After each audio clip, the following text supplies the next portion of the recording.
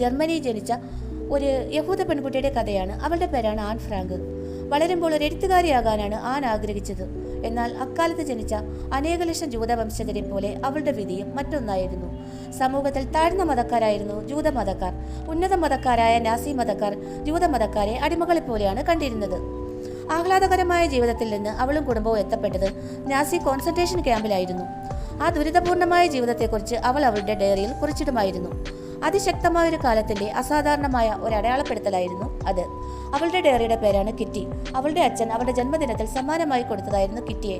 Kitty അവൾക്ക് ഉറ്റ സുഹൃത്തായിരുന്നു. ദിവസവും നടക്കുന്ന സംഭവങ്ങൾ, സുഖവും ദുഃഖവും സങ്കടവും സന്തോഷവുമെല്ലാം കിറ്റിയുമായി അവൾ പങ്കിടുമായിരുന്നു. ഇരുണ്ട ചുമരുകൾക്കുള്ളിൽ മരണത്തിന്റെ കാലച്ച കേട്ട് കിടക്കുമ്പോഴും അവൾ പ്രകാശപൂർണമായ ഒരു ലോകം സ്വപ്നം കാണുമായിരുന്നു. അവളുടെ കൗമാര സ്വപ്നങ്ങളും ജീവിതത്തിലെ പ്രകാശവുമെല്ലാം ആ ഇരുൾ മൂടിയ മുറിക്കുള്ളിൽ അസ്തമിച്ചത് അവളൊരു ജൂത പെൺകുട്ടിയായി ജനിച്ചതായിരുന്നു.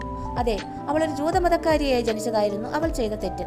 പക്ഷേ അവൾ ഒരിക്കലും അറിഞ്ഞിരുന്നില്ല താൻ ജീവിക്കുന്ന രണ്ടാം ലോക മഹായുദ്ധം എന്ന ദുഷിച്ച കാലത്തെക്കുറിച്ച് നാളെ ലോകം അറിയാൻ പോകുന്നത് താൻ എഴുതിയ ഡയറിയിലൂടെയാണെന്നുള്ള സത്യം.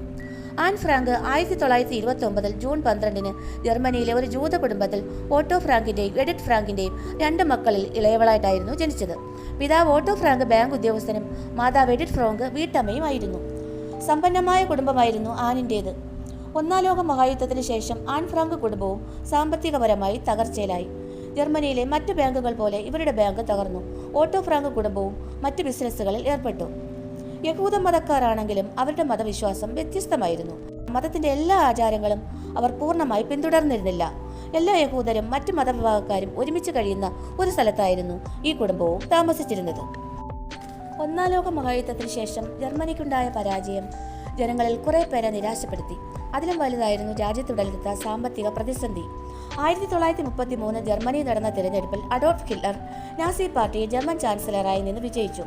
ജൂതരാണ് ജർമ്മനിയെ അധപ്പതനത്തിലേക്ക് ആക്കിയതെന്ന് അയാൾ വിശ്വസിച്ചു. പ്ലേഗിനേക്കാൾ മാരകമായ രോഗമാണ് എന്നാണ് വിവിധ മേഖലയിലെ ജൂത വിഭാഗത്തെ അയാൾ വിളിച്ചിരുന്നത്.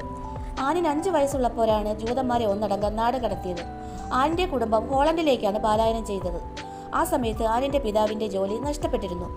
ഹോളണ്ടിലെ ആംസ്റ്റർഡാമിലേക്കാണ് അവർ കുടിയേറിയത്.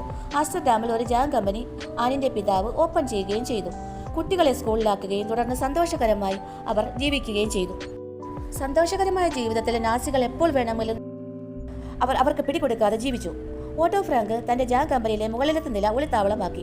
ആർക്കും ഒരു സൂചനയും കൊടുക്കാതെയായിരുന്നു 2 കൊല്ലം അവർ അവിടെ താമസിച്ചത്.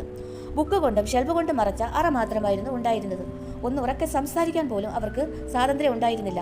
ആ സമയത്തൊക്കെ ആൻ തന്റെ ഡയറിയിൽ അഭയം പ്രാപിച്ചിരുന്നു. എന്നാൽ ആനിന്റെ ആ ഡയറി കുറിപ്പിലൂടെയാണ് നാസിക് ഭരണകൂടത്തിൽ നിന്ന് ജൂതന്മാർ നേരിടേണ്ടി വന്ന കൊടും ക്രൂരതകൾ ലോകം അറിയുന്നത്.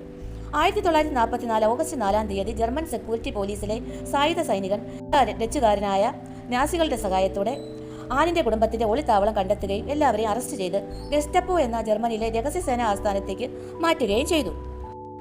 ഒരു രാത്രി നീണ്ട ചോദ്യം ചെയ്യലിനൊടുവിൽ ഓഗസ്റ്റ് 6 അവരെ ജയിലിലേക്ക് മാറ്റി. ഓഗസ്റ്റ് 8 ഒരു പാസഞ്ചർ ട്രെയിനിൽ അവരെ വെസ്റ്റേൺ ഫോർട്ടിലേക്ക് അയച്ചു. 1944 സെപ്റ്റംബർ 3 കുത്തിനിറച്ച കന്നുകാലി വണ്ടിയിൽ കയറ്റി അവരെല്ലാം ജർമ്മൻ അധീനതയിലുള്ള പോളണ്ടിലെ കുപ്രസിദ്ധമായ കൊലപാതക കേന്ദ്രത്തിലേക്ക് കൊണ്ടുപോയി.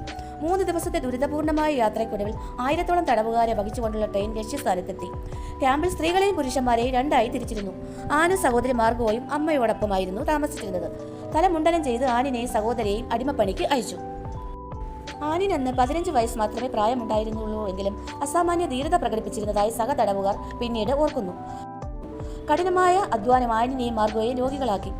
സ്കാബീസ് എന്ന ത്വക്ക് പിടിപെട്ട ആനിനെയും മാർഗോയും ബെൽസൺബർഗിലേക്ക് മാറ്റപ്പെട്ടു.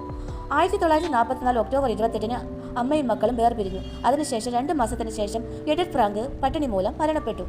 ഒടുവിൽ ടൈഫോയിഡ് രോഗം പിടിപെട്ട് ആനും മാർഗോയും അവശതയാവുകയും വളരെ ദുരിതപൂർണമായ ജീവിതം അവിടെ നയിക്കുകയും ചെയ്തു.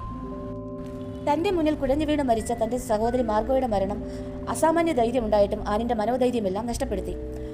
അസാമാന്യമായ ധൈര്യത്തിൽ നിന്ന് മനോധൈര്യം നഷ്ടപ്പെട്ട് മാനസികമായി തകർന്ന ആൻ മാർച്ച് മാസത്തിലെ ആദ്യ ആഴ്ചയിൽ മരണത്തിന് കീഴടങ്ങുകയും ചെയ്തു. രണ്ടാം ലോക മഹായുദ്ധം ഇന്നും ലോകത്തിന്റെ മനസ്സിൽ നിൽക്കുന്നത് 2 പ്രശസ്ത ഡയറി കുറിപ്പുകളിലൂടെയാണ്. ഒന്ന് ഹിറ്റ്ലറുടെ മെയിൻ കാഫും മറ്റൊന്ന് നിഷ്കളങ്കമായ ഒരു പെൺകുട്ടിയുടെ ദ ഡയറി ഓഫ് യങ് ഗേളുമാണ്.